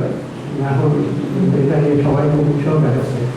কারণ কোনো শিল্পী সারা পৃথিবীতেই কোনো শিল্পী কখনোই তার শিল্পকর্মকে এরকম মর্যাদা হানিকর জায়গায় নিয়ে যায়, মানে কোট আনকোট মর্যাদা হানিকর। কারণ হচ্ছে আমাকে বলা হয়েছে, অভিযোগ করা হয়েছে যে আমি শিল্পের মর্যাদা হানি করেছি। প্রথমত বুঝতে হবে যে আমি শিল্পের মর্যাদা দেওয়ার অধিকার প্রাপ্ত কি হয়েছে? আমার কি সেই প্রতিভা বা সেই অবস্থা বা নিজেকে সেই জায়গায় উচ্চতা নিয়ে গিয়ে আমি কি কোনো মর্যাদা দাবি করতে পারি? আমি মনে করি পারি না। এবার যদি যেমন মর্যাদা, তার যদি জাত না থাকে, তাহলে তার জাত হওয়ার ভয় থাকে না। আমাদের শিল্প শিক্ষার মধ্যে জাতে তোলার একটা বিষয় ছিল, আছে। কারণ সাহেবরা তো আমাদের জাতে তুলেছে। তো আমরা যখন ধর্মযাত্রা যে ভর্তি হওয়ার ভীষণ কঠিন ব্যাপার ছিল, আগেও ছিল, এখনও ছিল। এখন আরও দুর্নীতি ঢুকে গেছে বলে বিষয়টা অনেক সহজ হয়ে গেছে। সব জায়গাতেই টাকা দিয়ে ভর্তি হওয়া যায়, কিন্তু মজা হচ্ছে আপনি টাকা দিয়ে, লক্ষ টাকা দিয়ে আর্ট কলেজের ছাত্র হতে পারেন, কিন্তু আপনি লক্ষ টাকা দিয়ে আর্টিস্ট হতে পারবেন না, শিল্পী হতে পারবেন না।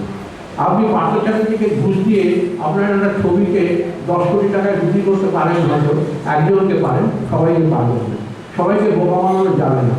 তো সেই জায়গা থেকে মর্যাদা, শিল্পীর মর্যাদা পেতে গেলে শিল্পীকে তার পরিশ্রম, তার মেধা, তার বুদ্ধি দিয়ে তাকে সেই মর্যাদায় পেতে হয়, সেটা অন্য বিষয়। এবার মাছের বাজারে আমি কেন গিয়েছি, হ্যাঁ আমি যাচ্ছি, বলছি আপনি ধৈর্য ধরুন, হ্যাঁ আমি বলছি, আমি আপনাকে বঞ্চিত করবো না কোনোভাবে। সেটা হচ্ছে যে এবার প্রশ্নটা হচ্ছে সব জিনিসেরই একটা পিছনের ইতিহাস থাকে। সেই ইতিহাসটা না জানলে তাকে বোঝাও যায় না, গ্রহণ করা যায় না, তাকে বাতিল করা যায়, তাকে গ্রহণ করা যায় না। সেই ইতিহাসটা হচ্ছে, আমি 1966 সালে আমার স্নাতকোত্তর শেষ হয় সরকারি কলেজ থেকে চিত্রকলায়, পাশ্চাত্য চিত্রকলায় মূলত, কিন্তু আমি ভারতীয় চিত্রকলাতেও কাজ করেছি দীর্ঘদিন নানানভাবে। তারপরে আমি ভাস্কর্য বিভাগে যাই, সেটা অন্য বিষয়। সেই সময় যে সমস্ত শিল্পীরা ছিলেন তারা পরে বিখ্যাত হয়েছেন, সে শিল্পীদের নাম করছে। এই শিল্পীদের বৃত্তিগুলো থাকতে থাকতে আমার একটা ভিতরে বিভিন্ন ক্ষোভ জন্মায় যে এই বৃত্তের মধ্যে আমি শিল্পের আত্মাটাকে বুঝতে পারছি না, যাদের আমি চর্চা করছি তাদের মধ্যে এই জিনিসটা নেই। তখন আমি 70 সালে সিদ্ধান্ত নিই যে মূল ভূখণ্ড থেকে সরে গিয়ে আমি পারফর্মারদের সঙ্গে থাকবো। পারফর্মারদের মানে হচ্ছে যারা নাচিয়ে গাইয়ে, ক্লাসিক্যাল ডান্সার, নাটক করে, নৌটঙ্কি করে, রাস্তাঘাটে নাচ গান করে, ছৌ নাচিয়ে, মুখি পোয়া, বিভিন্ন রকম লোকনৃত্য করে। এদের সাথে আমি 25 বছর কাটিয়েছি, তারা যে পৃথিবীতে, এদেশে খালি না বিদেশে প্রচুর জায়গায় কাটিয়েছি এদের সাথে কাজ করে। একই সাথে আমার নিজের শিল্প চর্চা করে। এখন এই যে আড় ভাঙা যাকে বলে, শিল্পীরা তো খুব ভীষণ খিদে, ধার তাদের খুব শক্ত, তারা এইভাবে তাকায়, এইভাবে তাকায়, তাদের তাকানোর ভঙ্গি আছে। আপনি বড় বড় শিল্পীদের দেখে বুঝতে পারবেন, আমাকে দেখে বুঝতে পারবেন না। তারা নানানভাবে তাকায়, ভাবে, গম্ভীর হয়ে কথা বলে, কী ভাবা কী চাই, এরকমভাবে। তো আমাকে দেখে আমরা সেটা বুঝতে পারবেন না, আমি তো মাঠে বাজারে। তো এবার এই করতে করতে আমার একটা মনে হলো যে এই যে গ্যালারি, এই দুটো অবস্থা শিল্প ছবিগুলোর উপরে প্রভাব ফেলছে। আমার ছবি আঁকার ঢং ততদিনে পাল্টে গেছে। এই 25 বছরে এদের সঙ্গে থাকতে থাকতে বিভিন্ন মঞ্চ, বিভিন্ন রকমের কর্মশালা, আমি ছৌ নাটকের মাসের পর মাস তাদের সঙ্গে কর্মশালায় থেকেছি, তাদের সঙ্গে কাজ করেছি, ডকুমেন্ট করেছি, সে কাহিনী অনেক বড়। এইটা করতে করতে আমার মনে হয়েছিল যে শিল্পে এই যে জাত এবং আর্ট, এটাকে ভাঙতে হবে। ভাঙতে গেলে এমনি তো ভাবা যায় না, একটা গ্যালারি থেকে ছবি লাগালে তো হবে না। তখন আমি বিভিন্ন নাটক দলের সঙ্গে কথা বলতে শুরু করি। সারা পশ্চিমবাংলায় আমার অজস্র নাটক দলের সঙ্গে আমার যুক্ততা আছে, আমি অনেকের কাজ করি। তো একটি হাওড়ার নাটকের দলের সঙ্গে কাজ কথা বলি, নাকি বলে বিশুকে আমি পেয়েছিলাম মিনাল রেপোর্টারিতে। আমি প্রথম থেকেই ছিলাম, অনেকগুলো কাজ অনুষ্ঠানে করেছি মিনাল রেপোর্টারি, ইয়ারের যেমন কাজ করেছি, দেবী সপ্তমস্যা করেছি। দেবী সপ্তমস্যায় বিশু তাকে চরিত্র করতো, খুব গুরুত্বপূর্ণ চরিত্র। তো বিশুকে আমি বললাম যে এরকম আমি ভাবছি, দেখো তখন কোথাও একটা জায়গা পাওয়া যায়। তখন ও বললো যে আমি একদম কালীবাবু মাছের বাজারের পাশেই থাকি এবং এদের সঙ্গে আমার খুব ঘনিষ্ঠতা আছে। অনেকগুলো মাছ ব্যবসায়ী তারা ওর সঙ্গে স্কুলে পড়তো, সফল বলে তার মধ্যে একজন, সকলের সঙ্গে কথা বলছি, তুমি করবে? তাহলে হ্যাঁ, আমি ডিসেম্বর মাসের শেষের দিকে আমি করবো। আমি প্রায় 5 বছর ধরে বড় বড় স্কুলে কাজ করি। আমি জাপানে ছিলাম, চীনে ছিলাম, আফ্রিকায় ছিলাম। তো আমি এই জাপানে আরও ভালো করে ব্যাপারটাকে বুঝলাম যে স্কুলে কাজ কীভাবে করা যায়, ক্যানভাসে কাজ করি। আর আমি যে কাজগুলো করি সেগুলো আমার ছাদ আছে, বাড়ির নিজস্ব বানানোর একটা বাড়ি আছে কলকাতায়। সেই বাড়িটা বিচিত্র বাড়ি, সেই বাড়ির ছাদে আমি বড় ক্যানভাসগুলো ফেলে কাজ করি। এই যখন কাজ করি, তেল রঙের কাজ করি, সেই কাজগুলো ছাদেই পড়ে যায়। পাখিরা আসে, বসে, জল বৃষ্টি পড়ে, সব কিছুর মধ্যে দিয়ে সেটা ওয়েদার হয়ে যায়। এইগুলো আমি বললাম এই কাজগুলোকে নিয়ে আমি তাহলে যাবো মাছের বাজারে। ওরা তখন বললো যে মাছের বাজারটা 250 বছরের পুরনো, এবং এই বাজারটার যে স্থাপত্যটা খুব অসাধারণ, এবং লোহার ফ্রেম করে ঢাকা আছে পুরোটা। এই ফ্রেমগুলোর মধ্যে ছবিগুলো ঝোলানো যাবে। তা আমি বললাম আমাকে ভিডিও পাঠাও, আমি নিজে গিয়ে দেখব না। কারণ আমার একটা স্বভাব আছে যে সব কিছু ইনফর্মফুল করা, মানে একেবারে অযাচিতভাবে না দেখে না বুঝে ঝাঁপিয়ে পড়া, এবং ঠিক সেখানে সেইভাবে নিজেকে ব্যবহৃত দেওয়া। মানে আমি অ্যালাউ করি আমি নিজেকে কেউ ইউজ করি, ব্যবহার করি, এইভাবে আমি নিজেকে মনে করি। আমি এটাকে নিয়ন্ত্রণ করি না। এবার আমি 30 তারিখে সমস্ত কাজ নিয়ে চলে গেলাম। আমার একটা বাহন আছে, বাহনে করে সমস্ত রোল করা ক্যানভাসগুলো গেছে, যেটা বলছি সেটা হচ্ছে রোল করে গেছে ক্যানভাস। এখানে প্রায় 30টে ক্যানভাস যায়, 20-25টে ক্যানভাস যায় এবং রোল করা অবস্থায় যায়, এবং আমরা সেগুলোকে ওই প্রায় 15-20 ফুট উঁচুতে থেকে টানি। টানানোর পদ্ধতিটাও খুব মজার ছিল। অত উঁচুতে সিঁড়ি দিয়ে সিঁড়ি পাওয়া যাচ্ছে না, তো আমরা একটা ঢিলের মধ্যে সুতোকে বাঁধি, দড়িকে বাঁধি, সেই ঢিলটাকে ছুঁড়ে স্ট্রাকচারের মধ্যে দিয়ে লোহার মধ্যে দিয়ে গড়িয়ে দিই, তারপরে পুঁটি করার মতো করে তারগুলোকে ঝুলে দিই। আমাদের সন্ধ্যে 8টা-12টার মধ্যে, রাত্রি 12টার মধ্যে কাজ সাজানো হয়ে গেল। এটা 30শে ডিসেম্বর 1923 সাল, 2023 সাল। এবার এই 31শে সকাল থেকে 31 এবং 1 জানুয়ারি আমাদের দুদিন প্রদর্শনী ছিল। আমি সকাল 8টা থেকে বিকেল 4টা অবধি থাকতাম। আমি দুপুরের খাবার কিছু খেতাম না, মুড়ি তেলে ভাজা ওরা যা খেত তাই খেতাম। আর আমি যেটা করতাম সেটা হচ্ছে সকাল 8টা থেকে বিকেল 4টা অবধি প্রচুর ছবি আঁকতাম। কী ছবি আঁকতাম? সেই ছবিটা হচ্ছে যত মানুষ আসছে, যত মাছ ব্যবসায়ী আছে, যত বিক্রেতা ক্রেতা আছে, তাদের ছবি আঁকতাম। তাদের সঙ্গে আড্ডা মারতাম, গল্প করতাম, তাদের ছবি আঁকতাম, তাদের মুখ আঁকতাম। আমি একটু মুখ আঁকানো আমার একটা বড় অভ্যেস আছে, তাই মুখ আঁকতাম। তো অজস্র মুখে দিচ্ছি। এইটা থেকে কিন্তু তাদের আমার সঙ্গে আমার আলাপ হচ্ছে, কথা হচ্ছে, এবং তারা আমাকে আত্মীয়র মতো করে দেখছে। এই যে শিল্পীদের যে একটা আলাদা জগৎ, শিল্পীরা যে একটা অদ্ভুত জীব, সেটা থেকে তারা বুঝতে পারছে যে খুব সাধারণ একটা লোক আমার মুখ এঁকে দিচ্ছে, আমি মুখটা থেকে চিনতে পারছি, এবং সেটা বেশ মজা লাগছে আমার দেখতে। এই বন্ধুত্বটা তৈরি হচ্ছে। বন্ধুত্বটা খুব গুরুত্বপূর্ণ। আমরা এই বন্ধুত্বটা ভুলে গেছি। প্যান্ডেমিকের সময় আমরা দূরে চলে গেছি, আমাদের বন্ধু বান্ধবরা আমাদের থেকে সরে গেছে, ছুঁয়ো না এরকম করেছে, আজকে চুলেই সে মারা যাবে, এরকম একটা ভাব এসছে আমাদের মধ্যে। এই মৃত্যু ভয় থেকে আমার প্রথমত ভেঙেছি। মৃত্যু ভয় নেই এটার মধ্যে, কেউ মারা যাবে না, এটা একটা কৃত্রিম বিষয়, এটা একটা ক্যাপিটালিস্ট মুভ, পৃথিবী থেকে লোক সংখ্যা কমানোর একটা ধান্দা বলা যেতে পারে, একটা প্রক্রিয়া, সেটা বোঝানো গেছে, এবং তার ফলে বন্ধুত্ব তৈরি হয়েছে। এই যে ছবিগুলো টাঙিয়েছি, ছবিগুলো সেই দিনরা ওখানেই থাকবে। তো আমরা একবার জিজ্ঞেস করেছিলাম স্বপন এবং এখানকার যে রাজনীতিক নেতা তিনি এসছেন, ওই অঞ্চলের যারা 250 বছর পুরনো পরিবার, ব্যানার্জি পরিবার, তারা এসছে, তারা উৎসাহ দিয়েছে। মাছ ব্যবসায়ীদের যে সমিতি, তারা প্রচণ্ড উৎসাহ দিয়েছে, তারা সারাক্ষণ থেকেছে। তা আমি বললাম এগুলোর সুরক্ষার কী হবে? বললো কেউ হাত দেবে না, হাত কেটে নেওয়া হবে যদি হাত দেয়। তো এইরকম একটা বিপজ্জনক ব্যাপার। এবার এইটাতে আমি আরও উৎসাহিত হয়ে গেলাম। তখন আমি ঠিক করলাম যে 24 সালে এই বছর জুলাই মাসে আমার জন্মদিন, 11 জুলাই, জন্মের আগে কদিন আগে থেকে, আমি 3-4 দিন আগে থেকে আবার প্রদর্শনী করবো। এবং এবার নতুন করে কাজ করলাম। জানুয়ারি মাস থেকে আমি কাজ শুরু করলাম। এই জানুয়ারি মাস থেকে আমার এই জুলাই মাস অব্দি, জুন মাস অব্দি আমি 30টা নতুন কাজ করব। এই 30টা কাজ নিয়ে আবার প্রদর্শনী হয়েছে। সেই প্রদর্শনীটা হওয়ার পরে তার মধ্যে বই তৈরিও করা হয়েছে প্রদর্শনী।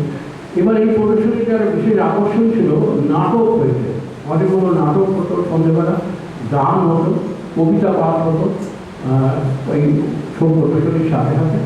এবং প্রচুর লোক, মানে এইখানে সাধারণ গ্যালারিতে এত লোক আসে না, এখানে প্রায় 1000-1500 লোক আসে। কারণ এই মাছবাজ দোকানটি পশ্চিমবঙ্গের একটা খুব গুরুত্বপূর্ণ, এখানে 1 কোটি টাকার মতো ব্যবসা হয় দিনে। এবং বিভিন্ন জায়গা থেকে, বাংলাদেশ থেকে, মায়ানমার থেকে, বিভিন্ন জায়গা থেকে মাছ আসে, প্রচুর মাছ আসে। এবং পাইকারি এবং খুচরো দুরকম মাছ এখান থেকে বিক্রি হয়। এবং মাছের বাজারটি অসাধারণভাবে তৈরি হয়, স্থাপত্যটা অসাধারণ, সে বলতে গেলে অনেকটা সময় লাগে।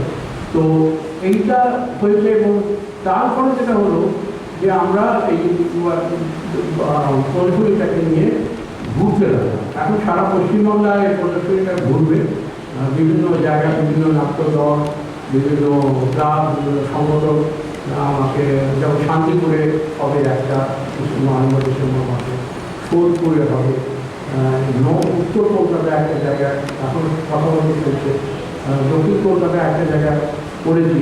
আর শান্তিনিকেতনে আমি বাগানে প্রায় 2 বিঘে জমির বাগান, সেখানে যত গাছের গায়ে থেকে ছোটো ছোটো ঝুড়ি দেওয়া হয়, গাছ ছবি নাম দিয়েছিলাম। তো সেটা ঝুড়ি দেওয়া হয়েছে, সেটা 6 দিন ছিল। ফলাফলে অধ্যাপক এবং ছাত্রছাত্রীরা সবাই এসে অংশ নিয়েছে। তো মজা হয়েছে, বৃষ্টি হয়নি বলে আমরা পেরেছি 6 দিনই প্রদর্শনী রাখতে পেরেছি। তো এইবার এই যে বিষয়টা হচ্ছে যে ছবিগুলো কি সেই জায়গায় মানানসই হচ্ছে, সব ছবি কি ওইরকম মাঠের বাজারে, গাছে, রাস্তায় ঝোলানো যায়? আমি তো এমনিতে প্রচুর কাজ করি, বাইরে গিয়ে, যেমন আমি বেনারসে কাজ করেছি, বিভিন্ন গ্রামে কাজ করেছি, 70-80 ফুট লম্বা আমি স্কুলে ছবি আঁকি। সেই ছবি আমি ওখান থেকে তাল গাছ থেকে ধরিয়ে দিয়েছি, পুকুরে ভাসিয়ে দিয়েছি, পুরীর সমুদ্রে আমার ছবিকে ভাসিয়ে দিয়েছি, সেটাকে ডকুমেন্ট করেছি। 6 জন মিডিয়াকে আমি ঠিক করেছিলাম, তারা আমার ছবি দিয়ে সমুদ্রে ভেসে গেছে। তো এই যে ছবির দেওয়াল পাল্টে যাচ্ছে, ছবির দেওয়াল মধ্যে কিছু আর থাকছে না, সাদা দেওয়াল, ঠান্ডা ঘর, মানুষজনও ঠান্ডা, এইটা আর থাকছে না। মানুষজন পাল্টে যাচ্ছে, দর্শক পাল্টে যাচ্ছে, মনোভাব পাল্টে যাচ্ছে। এইটা কিন্তু আমার একটা খোঁজ, সেটা আর পছন্দ হোক বা না হোক, মর্যাদা থাক বা না থাক, জাত বা না যাক, আমি এটা নিয়ে একেবারেই চিন্তিত নই। আমি জাত নিয়ে একেবারেই চিন্তিত নই। আমার নিজের কোনো জাত নেই, ছবির কোনো জাত নেই। এবং জাত যেটা আছে, মানুষের জাত আছে, দর্শকের জাত আছে। দর্শককে আমি শিল্পী বলে মনে করি, আমি নিজের থেকে দর্শককে বেশি মনে করি। কারণ দর্শক যখন আমার কাজ দেখে, সেই মতো সত্যের রচনা করে, শিল্প রচনা করে। তো সেইটা কল্পনা দেখতে পাওয়া যাচ্ছে না, কিন্তু সেটা আমার কাছে অনেক বেশি গ্রহণযোগ্য মনে হয়। এটুকুই বলা।